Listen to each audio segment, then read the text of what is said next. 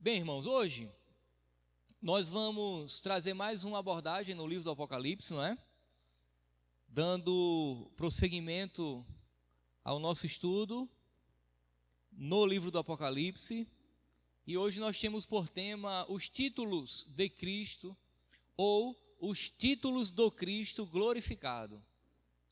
E a reação de João a isso. Eu quero lhe convidar a abrir sua Bíblia no livro do Apocalipse, capítulo 1, e nós iremos ler o verso 17. Apocalipse, capítulo 1, verso 17. Quando o vi, caí a seus pés como morto.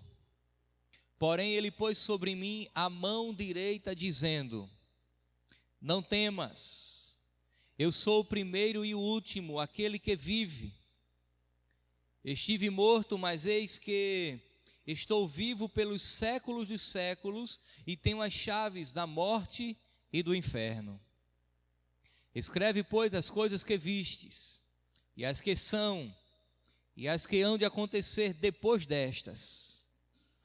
Quanto ao mistério das 7 estrelas, que vistes na mão direita e os 7 candeeiros de ouro, as 7 estrelas são os 7 anjos das 7 igrejas.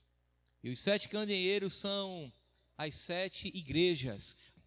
Irmãos, o que há de prazeroso em estar, por exemplo, em uma ilha deserta?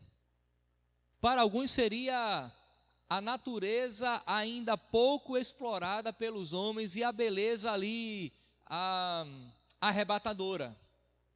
Para outros, além disso, talvez uma boa companhia para compartilhar daquele momento. Eu não sei se você já teve a oportunidade de estar num lugar belo ao lado de uma pessoa extremamente agradável, de preferência aquelas pessoas a quem você ama. A grande verdade é que estar em um lugar paradisíaco sempre nos revela surpresas emocionantes e inesperadas. Eu tive a oportunidade certa vez de ir a uma cidade no sertão de Pernambuco, chamada Triunfo, uma cidade muito bonita. Na realidade, eu fui à Serra Talhada e a missionária que nós fomos visitar, ela era natural de Triunfo. E nós fomos até lá, uma cidade meio que serrana, fria, e o avô dela morava próximo a um lajeiro. E ela nasceu ali. E nós demoramos, sobe montanha, desce montanha, e chegamos naquele lugar, e quando subimos ao topo do lajeiro, deu para ver toda a chapada e um espetáculo de natureza. Nós não tivemos nenhuma outra reação a não ser a ficar admirado com a criação de Deus, e reservamos ali alguns poucos minutos mais importantes para orarmos e agradecer a Deus pelos seus tão grandes feitos. Bem, o apóstolo João estava numa ilha, bem verdade que mais perigosa do que bela, é verdade isso. Também não estava a passeio, ele estava cumprindo uma ordem judicial. Ele era um apenado, pagando por um suposto crime. João estava em uma ilha, mas talvez sem nenhuma motivação para contemplar o belo. Mas espere um pouco, aparentemente essa afirmação, irmãos, não é plenamente verdadeira. Naquela ilha chamada Patmos, João, apesar de estar em um contexto de sofrimento, ele não contemplou apenas as belezas naturais ou as belezas da criação física de Deus, mas ele contemplou as belezas do céu. E aqui, irmãos, é o que há de mais extraordinário. É possível estarmos no lugar e contemplar a beleza física de Deus, mas João teve o privilégio de contemplar tantas coisas boas da terra, apesar de estar preso, quanto vislumbrar e perceber e conhecer as maravilhas do céu. João também estava acompanhado, ele não estava só. O Cristo glorificado, ressuscitado dos mortos, o fazia companhia. Era melhor companhia que alguém no lugar onde João estava poderia ter. A Bíblia diz que era um dia de domingo. Nós temos esse relato inferido do verso 10 do capítulo 1, porque ele diz: achei-me em espírito no dia do Senhor. Portanto, muito provavelmente o dia do Senhor aqui seria o domingo, que tradicionalmente os cristãos já guardavam, não é? Não era o Shabat dos judeus, mas o domingo dos cristãos. Era o dia da ressurreição, quando por meio de uma visão conduzida por um anjo, João tem a visão, irmãos, mais extraordinária que um ser humano podia imaginar. O verso 1 do capítulo 1 de Apocalipse diz que aquela revelação veio a João por meio de um anjo. Revelação de Jesus Cristo que Deus veio mostrar a seus servos as coisas que em breve devem acontecer e que ele, enviado por intermédio do seu anjo, notificou a João. Portanto, irmãos, João está na ilha de Pátimos, no dia da ressurreição, recebendo de Deus a revelação por meio de uma ação angelical. O Jesus que ele tinha visto na cruz, agonizando de dor, agora se revela com todo o seu fulgor e atributos divinos. Os versos 13 ao 16 do capítulo 1 encerra dizendo que o seu rosto era como o sol na sua força. E daí, irmãos, tomado por aquela visão gloriosa, João, ele cai como se estivesse morto, mas logo é tocado por Jesus, que se revela, desta vez com títulos que apresentam sua divindade. Observe bem o que acontece aqui. Os versos de 13 a 16 do capítulo 1, Jesus revela a sua glória na manifestação dos seus atributos. Seus olhos são como chama de fogo, onisciência. Os seus pés são como latão, bronze polido, firmeza e imutabilidade. E assim Jesus revela a João os atributos divinos. Mas quando chega no verso 17, João, ele cai como se estivesse morto, admirado, arrebatado por aquela visão, e em seguida Jesus se revela com títulos, que revela a sua divindade. Portanto, nos versos de 13 a 16, vimos seus atributos divinos, mas agora, nesta sessão, o texto que lemos, seus títulos divinos e a reação de João é aquilo que nós temos conhecimento. Portanto, irmãos, diante da divindade de Jesus, deve haver uma coisa importante no coração do adorador: quebrantamento. É por isso que o verso 17 diz que João, quando viu, caiu aos seus pés como morto. Mas como a divindade de Jesus é apresentada aqui? Uma outra pergunta: quais são os títulos e qual foi a reação de João diante de tudo aquilo? Primeiro título está lá no verso 17, é quando Jesus se apresenta como Criador e condutor da história. Vamos ler o verso 17 novamente? Quando o vi, caí a seus pés como morto. Porém ele pôs sobre mim a sua mão direita, dizendo: não temas, eu sou o primeiro e o último. Pois bem, nós temos no verso 17 essa expressão: eu sou o primeiro e o último. Isso revela um título dado a Jesus Cristo, ou melhor, um título que ele atribui a si mesmo. O título de Criador e condutor da história. Mas por que o fato dele dizer eu sou o primeiro e o último revela que ele é Criador e condutor da história? Muito simples.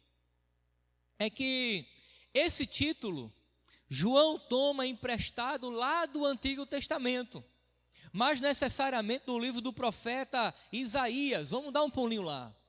Profeta Isaías, capítulo 44, verso 6. Isaías 44, verso 6. Olha só o que diz o profeta registrando as palavras do próprio Deus. Assim diz o Senhor, Rei de Israel, seu Redentor, o Senhor dos exércitos. Eu sou o primeiro e o último, e além de mim não há Deus.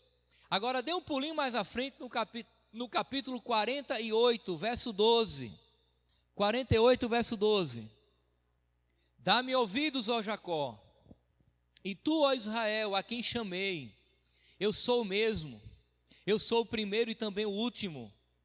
Com esses textos aqui, o profeta Isaías, no contexto, apresenta Deus como sendo criador e consumador da história de todos os homens.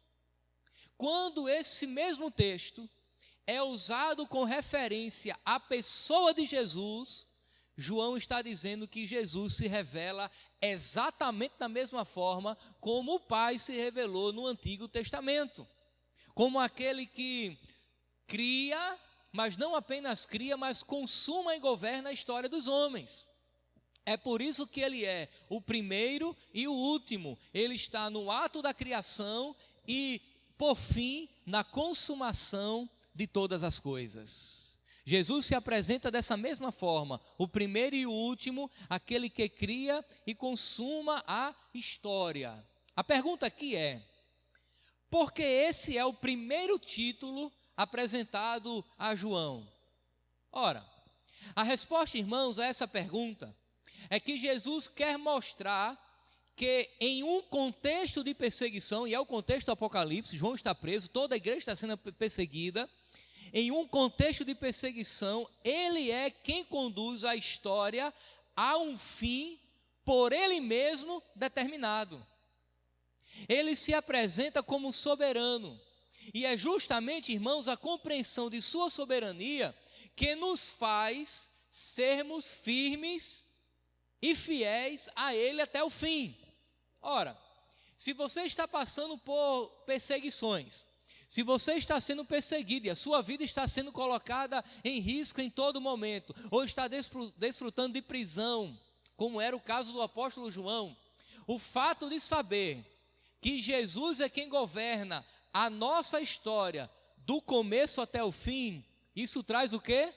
Consolo. Isso traz sustentação.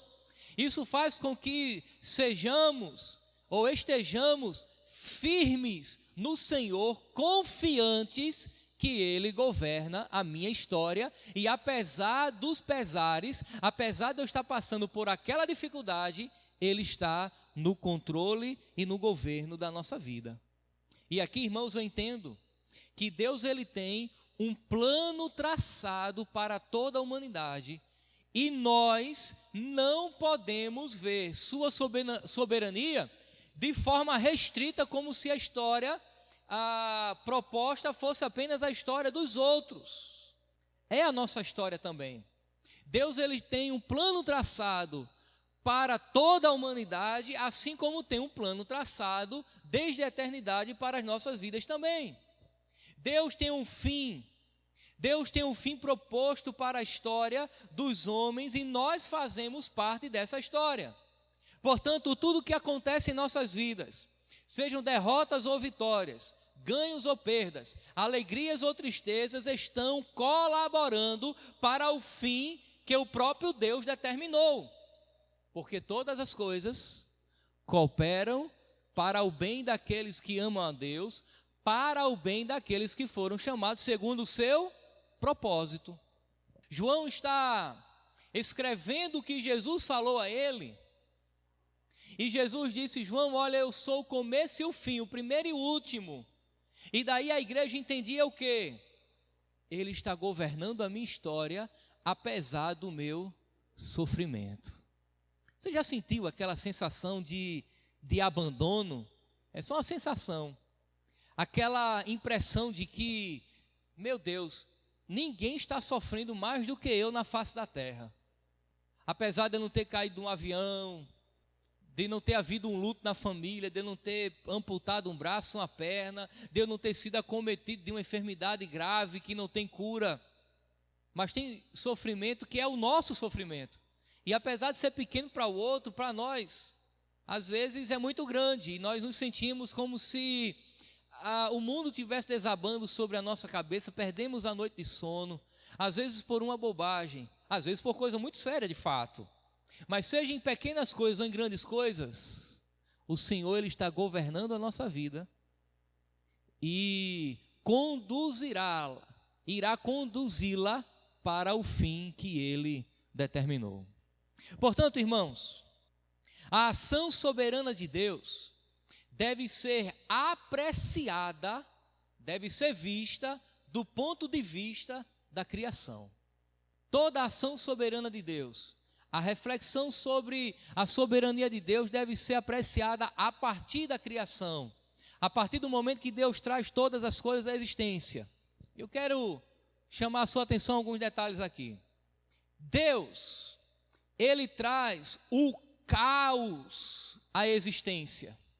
É por isso que o verso 2 do capítulo 1 do Gênesis diz assim: a terra era sem forma e vazia, e havia trevas sobre a face do abismo.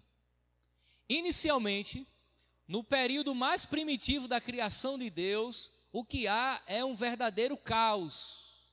Há trevas sobre a face do abismo.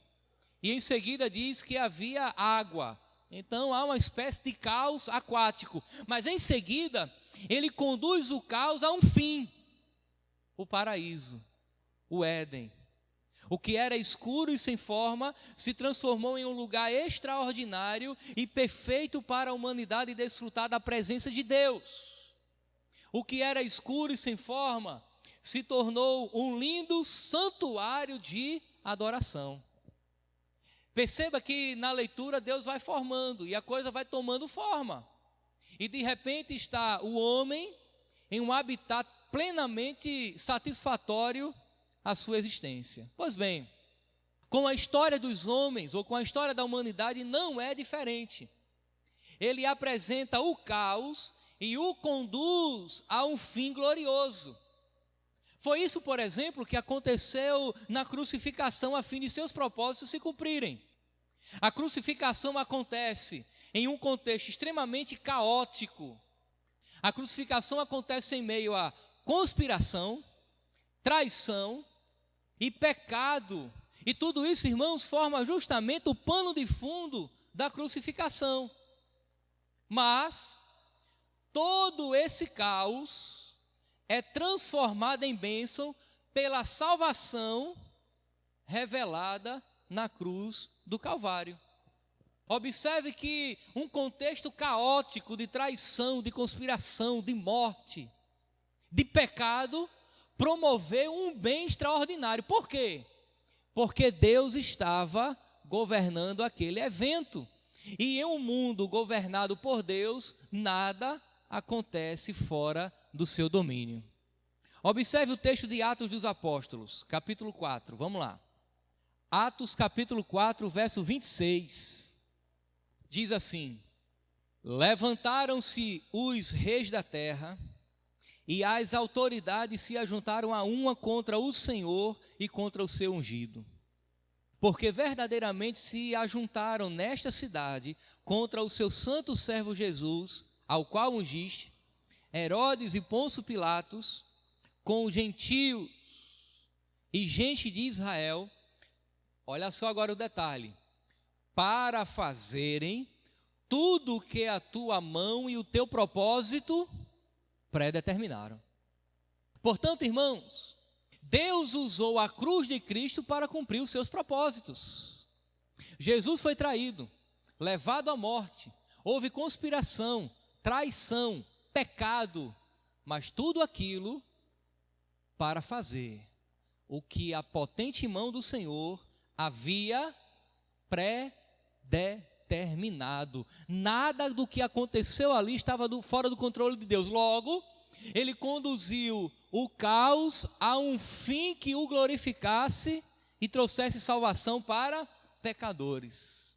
Amados irmãos, se cremos que Jesus, Deus, é verdadeiramente soberano, temos que crer que Ele conduz o caos de nossas vidas a um fim glorioso. É isso que João está nos ensinando aqui nesta manhã, as palavras do próprio Jesus. Podemos no presente viver um verdadeiro caos, um completo desajustes aos nossos olhos, mas o Cristo que venceu a morte nos conduzirá a um fim perfeito. A um fim perfeito. De maneira, irmãos, que eu quero que você entenda nessa manhã, que nossas vidas não estão lançadas ao acaso. Jesus é o primeiro e o último. Ele esteve na criação de todas as coisas e consumará tudo aquilo que criou.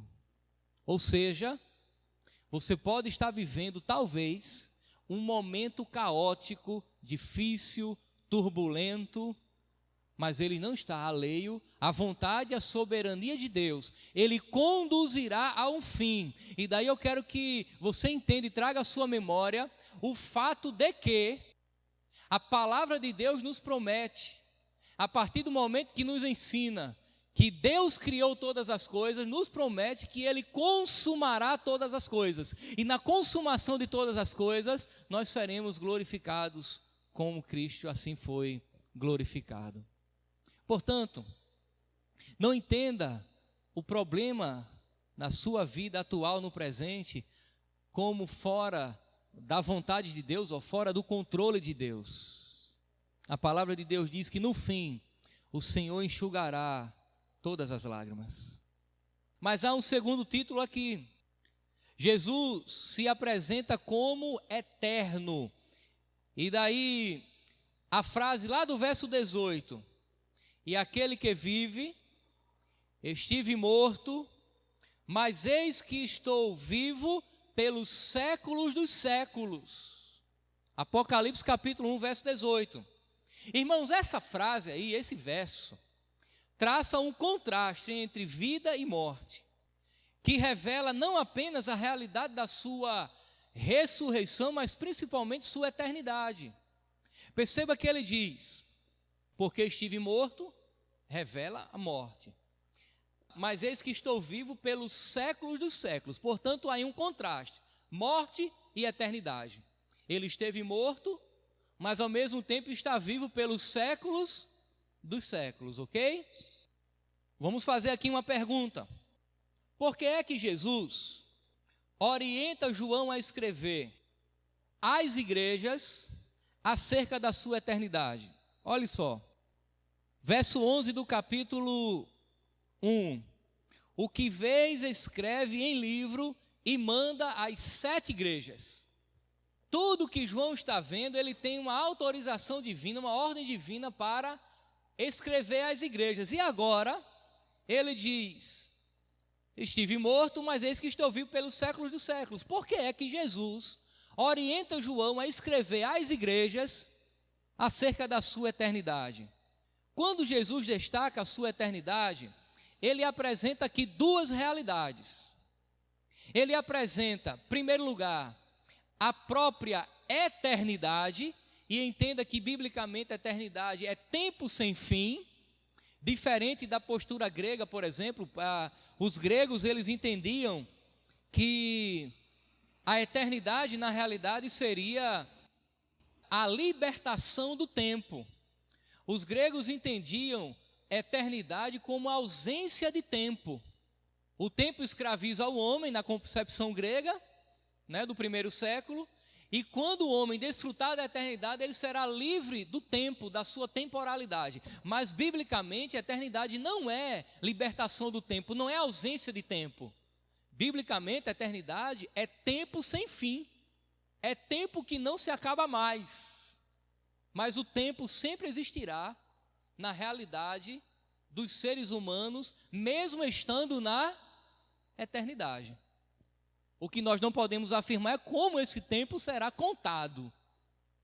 Mas o homem sempre estará dentro de uma disposição temporal, desfrutando dele eternamente. Portanto, Jesus apresenta aqui a própria eternidade, e em seguida ele apresenta a temporalidade. Ele apresenta o tempo presente dos homens e apresenta a eternidade também. Portanto, entendamos aqui uma coisa. João e aqueles irmãos estavam vivendo em um contexto de perdas, em seu tempo presente, olha só, eles estavam desfrutando de perdas, de perseguição, em seu tempo presente, e a maneira com que eles se comportavam diante disso, revelaria seu caráter e a sua identidade. Isso aqui é interessante. Olhe bem, eles poderiam deixar que as coisas dessa vida definissem suas ações, ou viveriam na perspectiva de Deus, revelando valores eternos. Eles tinham duas possibilidades: permitir que os tormentos, as dificuldades do presente definissem as suas ações e a sua identidade, ou eles viveriam na perspectiva de Deus, revelando valores eternos. Contraste entre temporalidade, realidade do tempo presente, e eternidade, realidade futura. Pois bem, a questão aqui é de identidade, ok? Ou o que define quem sou? Aí surge uma outra pergunta. Quem define quem sou? Ou o que define quem eu sou? As perdas, as conquistas, os bens, a família, o dinheiro, a fama, relacionamentos, lugares, pessoas, ou o fato de eu pertencer ao céu e à família de Deus? Está um pouco confuso? Mas você vai entender agora. Quem era que definia a identidade daqueles irmãos no primeiro século como povo de Deus? As dificuldades da era presente ou a promessa da vida eterna? Porque eles estavam perdendo tudo. Eles estavam perdendo bens, estavam perdendo família, os amigos, os relacionamentos, estavam perdendo o seu lugar, a sua pátria, o seu culto. Eles estavam perdendo tudo. Mas eles estavam vivendo na perspectiva do tempo presente, ou eles estavam vivendo na esperança da era vindoura, da eternidade? Quando Jesus se revela como aquele que esteve morto, mas vive pelos séculos dos séculos, ele está dizendo que ele é eterno, e os irmãos no tempo presente deveriam viver na perspectiva da eternidade. Se você vive amarrado ao tempo presente, o tempo presente define a sua identidade. Você é um cidadão deste mundo. Mas se você vive aqui com a esperança na eternidade, é a eternidade quem define a sua identidade. Eu sou um cidadão do céu. Eu creio que agora ficou mais claro. De maneira que, se valorizarmos mais as coisas desta vida do que as eternas, o nosso caráter e identidade serão moldados por coisas dessa vida. Mas, se valorizarmos ainda mais as coisas eternas, teremos a vida e o caráter de Cristo. Quem somos depende de nosso relacionamento com o tempo. Você já parou para pensar nisso? Por isso que Jesus disse: que adianta o homem ganhar o mundo inteiro e perder a sua alma? Sabe por que ele disse isso? Que adianta ganhar tudo aqui e na eternidade ser condenado? Paulo diz em Efésios capítulo 4, verso 1: rogo-vos, pois eu, prisioneiro do Senhor, que andeis de modo digno da vocação a que fostes chamados. A vocação a que foi chamada aqui, irmãos, é a salvação. Nós temos que andar de modo digno da nossa salvação. E essa salvação será consumada no tempo futuro. Mas eu tenho que viver aqui a realidade dali. Eu quero lhe lembrar a oração do Pai Nosso, quando Jesus diz: seja feita a tua vontade, assim na terra como no céu. Eu tenho que viver, irmãos, a era presente na expectativa da era futura. Eu tenho que viver no aqui e agora, aguardando a consumação do reino. Eu tenho que viver na terra, juntando tesouros no céu. Eu tenho que viver nessa terra, nesse mundo presente, aguardando aquele grande dia em que o Senhor virá fazer a separação do joio e do trigo, dos filhos do reino e dos filhos do maligno. De maneira, irmãos, que temos que viver na perspectiva da eternidade. Nossa identidade não está carimbada com as marcas deste mundo, mas do céu. É o céu que deve determinar quem eu sou e não o mundo e o pecado. Portanto, temos que pensar mais nas coisas eternas. Eu tenho aprendido com a leitura bíblica que no momento do sofrimento, da dor, trazer à memória a esperança eterna é o maior consolo. Ser acometido por uma enfermidade e saber que teremos corpos restaurados, incorruptíveis, livre de toda enfermidade na eternidade, me traz consolo por entender que isso é passageiro. Sentir a dor do arrependimento, o choro porque pequei, e ser conduzido ao perdão de Deus, ao arrependimento, sentir o perdão de Deus, irmãos, traz consolo à minha alma, ao saber que eu receberei uma natureza incorruptível, e para onde eu irei, não há mais possibilidade de pecado, de desobediência. Isso traz consolo à alma.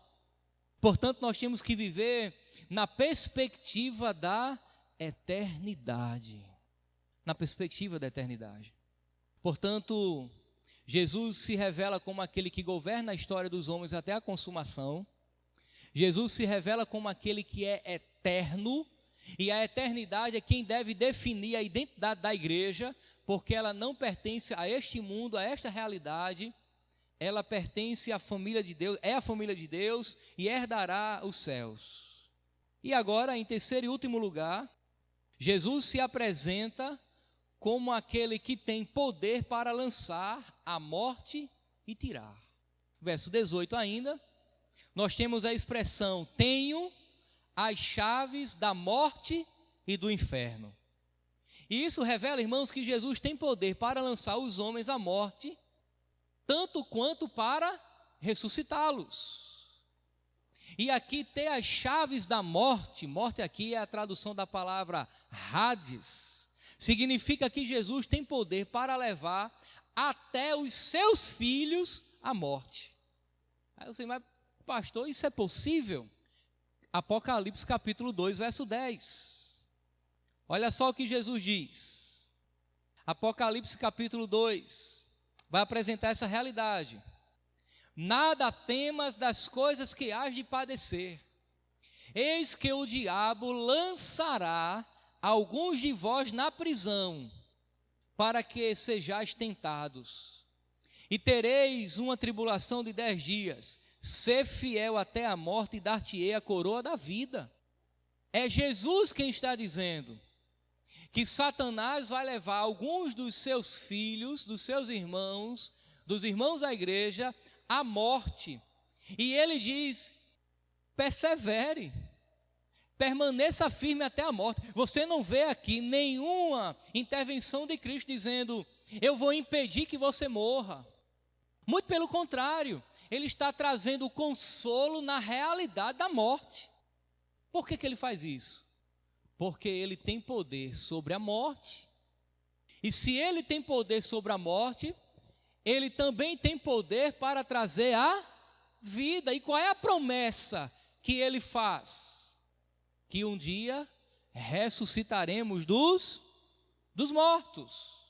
Portanto, irmãos, ter as chaves do inferno significa ter as chaves do mundo dos mortos. Eu quero chamar a sua atenção a esse detalhe. Porque o inferno aqui não é o estado de condenação final. A palavra traduzida por inferno aqui não aponta para aquele estado de condenação, aquele lugar onde os ímpios, impenitentes, Satanás e seus anjos serão lançados eternamente. Significa mundo dos mortos. Inferno aqui não é o estado de condenação final, mas o mundo dos mortos. Ou seja, significa que Jesus tem poder sobre a morte. Ele tem tanto poder para lançar a morte como para trazê-lo de volta na ressurreição. Quando morrermos, ele está dizendo, eu tenho poder para lhe trazer a vida. Por que é que o texto aqui não se refere ao inferno no sentido de condenação? Porque uma vez que o indivíduo for condenado ao inferno, ele não mais sairá de lá. Ninguém vai sair do inferno. Mas Jesus está dando a garantia de que ele é o dono tanto da morte quanto da vida. Ele é tanto aquele que autoriza a morte quanto aquele que traz a vida novamente. Jesus ressuscitou, por exemplo, a filha de Jairo. Jesus ressuscitou, por exemplo, Lázaro. O próprio Jesus foi ressuscitado dos mortos. E Paulo diz que nós ressuscitamos com Cristo quando cremos para a salvação. E daí, irmãos, uma das promessas bíblicas que o próprio Jesus faz é que no dia que ele voltar, ele ressuscitará os mortos. Algumas lições eu quero destacar aqui para nós, dentro dessa realidade de vida e morte. A primeira lição é que a vida do crente está nas mãos do Senhor Jesus e Ele tira quando Ele quiser. E daí, irmãos, eu não sei qual a forma que eu e você nós iremos morrer. Mas se fosse nos dado a escolha, eu ia preferir, claro, dormir e já acordar na glória. Mas nada nos garante que isso vai acontecer. Aconteceu, por exemplo, com a minha avó. Mas nada nos garante que isso vai acontecer conosco. Eu não sei se um carro vai capotar. Eu não sei se uma bala perdida vai me alcançar.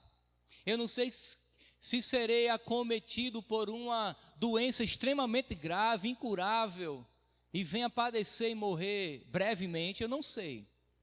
Mas eu sei que, seja lá o que venha acontecer, está no controle de Deus. E acontecerá exatamente no tempo determinado por Ele. Mas eu sei também que a minha esperança é da ressurreição, é da vida eterna. E que não importa o que aconteça aqui, porque seja lá o que for, eu serei promovido para a vida eterna. E isso deve trazer alento e esperança ao seu coração. Mas entenda que a vida do crente, do salvo, do regenerado, do nascido de novo, está nas mãos do Senhor Jesus e Ele tira quando Ele quer. Uma segunda lição. Assim como Ele pode tirar, Ele tem poder para trazer de volta na ressurreição dos mortos. Portanto, aquele que morreu em Cristo, Ele ressuscitará para a vida eterna. E daí, irmãos, é um mistério e algo meio incompreensível, não sei. Eu quero contar para você uma das difíceis perguntas que Cainã tem me feito nos últimos dias. Eu falei para ele da ressurreição dos mortos. Na realidade, eu falei para ele que Cristo ressuscitou dos mortos. E contei a história e expliquei as razões. E indaguei, disse: Cainã, você entendeu? Ele disse: entendi, pai. Mas eu tenho uma pergunta. Eu disse: qual? Ele disse: pai, se Jesus tivesse morrido de outra forma, disse: como? Ele morreu na cruz. Eu disse: foi. Mas se ele tivesse sido assim, pai, todo picadinho, ele tinha ressuscitado? Você entendeu a pergunta dele? Jesus ressuscitou dos mortos, mas o corpo dele estava inteiro. E se ele tivesse sido todo cortado em pedacinho, ou queimado, mesmo assim ele ressuscitaria? Olha só a pergunta do indivíduo de 5 anos de idade. Eu disse: Cainã, a ressurreição é justamente a transformação do corpo. E não importa se ele estava inteiro, apenas com as mãos e os pés cravados com prego, foi a observação que ele fez. Não importa a condição, porque Jesus ressuscitou ao terceiro dia, e a gente talvez não ressuscita ao terceiro dia. Vai ser sepultado, vai passar anos, talvez até Jesus voltar, mas mesmo assim, os nossos corpos serão restaurados e transformados em uma condição e em uma substância que nós não sabemos, mas nos dará condições de desfrutar de uma realidade de glória, e isso eternamente. Ele tem poder para isso. Irmãos, isso deve gerar em nosso coração esperança. É por isso que eu tenho afirmado a vocês que Apocalipse não é o livro do horror, é o livro da esperança. E se aproximar do livro do Apocalipse é ter certeza de que tudo no fim colaborará para a glória de Deus e salvação da igreja. Ponto final. Mas há uma terceira implicação aqui. O nosso tempo para investir na eternidade é muito curto. Logo, tenho que aproveitar o pouco de tempo que tenho para investir em coisas eternas, vivendo na perspectiva da ressurreição, na vida glorificada. Nós não sabemos quanto tempo nós temos aqui. Se tivermos aqui 120 anos, ainda é pouco, diante da eternidade que é proposta.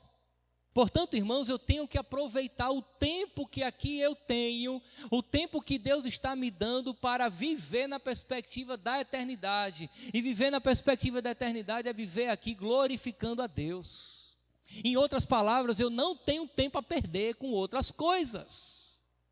Eu tenho que investir o meu tempo, eu tenho que gastar o meu tempo.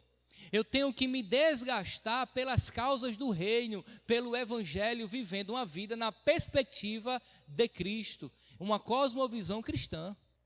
Você já percebeu que nós perdemos tempo com tanta coisa que não glorifica a Deus? Você já parou para imaginar? Com coisas pequenas, com intrigas, com dissensões, com problemas de ordens diversas. E aquilo nos desgasta, nos tira a paciência, nos tira a noite de sono, me faz ficar em casa, ter medo de sair, quebra as minhas relações, é um problema. Enquanto que as coisas de Deus estão nas laterais e não no centro. Mas entenda, o nosso tempo aqui é muito precioso, é curto. E é aqui que nós temos que glorificar a Deus. É verdade sim, que nós glorificaremos a Deus na eternidade. Mas lá as coisas já estarão consumadas. Eu não pregarei o evangelho no céu porque só tem salvos. Eu não farei missões no céu porque missões compreendem um caráter, compreendem uma disposição temporária na vida da igreja. Quando tudo for consumado, não se fará mais missões. Ninguém vai sair do céu para evangelizar no inferno. Mas enquanto aqui eu estiver, eu tenho que glorificar a Deus.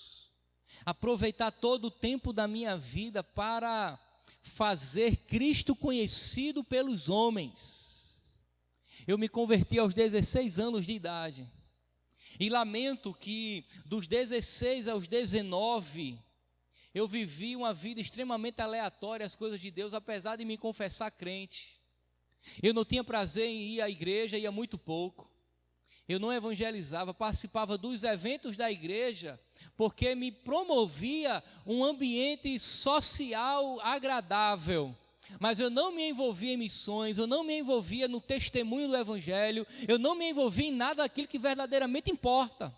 E foram 3 anos meio que um hiato na minha vida, que graças a Deus em seguida eu me dei conta e resolvi pregar o evangelho por todos os dias da minha vida. Quanto tempo você tem de vida aqui na terra? Se você já parou para pensar nisso, certamente você não teve a resposta, porque nós não temos a resposta de quanto tempo eu vou viver. Mas isso, sinceramente, não importa. Importa eu saber que quanto mais eu venho a viver, ainda é pouco diante da eternidade. Logo, eu tenho que viver uma vida que glorifica a Deus e fazê-lo conhecido enquanto tempo eu estiver aqui. Por fim, qual foi a reação do apóstolo João diante de tudo aquilo que ele estava vendo? Verso 17, mais uma vez.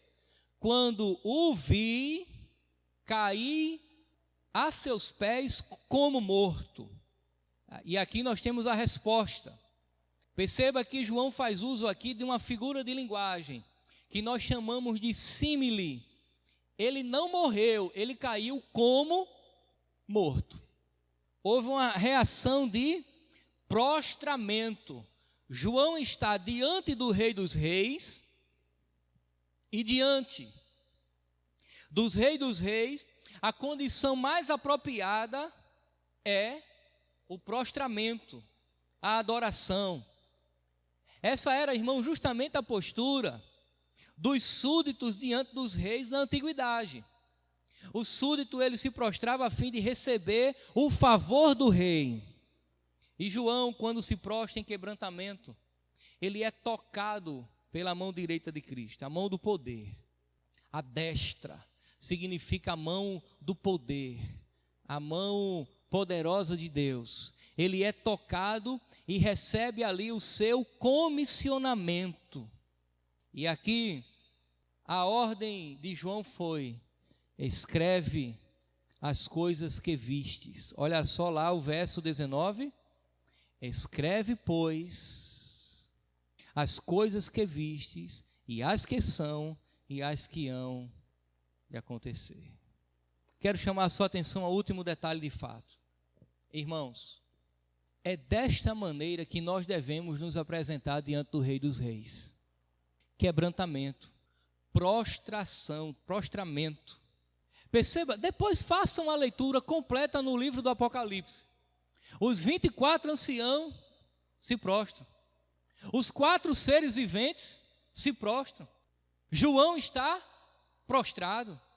No fim, Satanás, o anticristo, o falso profeta é derrotado, ou seja, todos se prostram diante da glória de Jesus, que é Deus eternamente.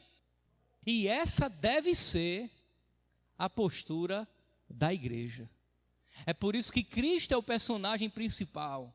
É por isso que Cristo é o centro do culto.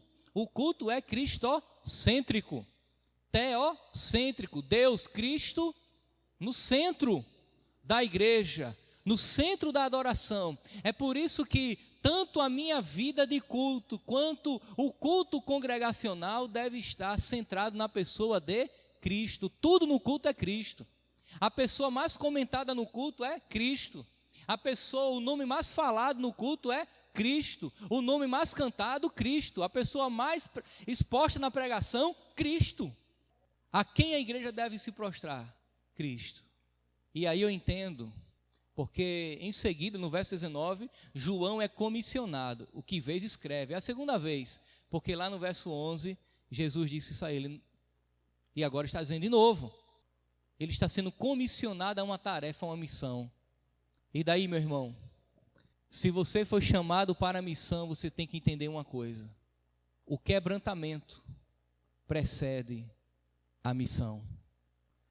O se prostrar diante de Cristo precede a minha ação missionária. Tem que haver adoração.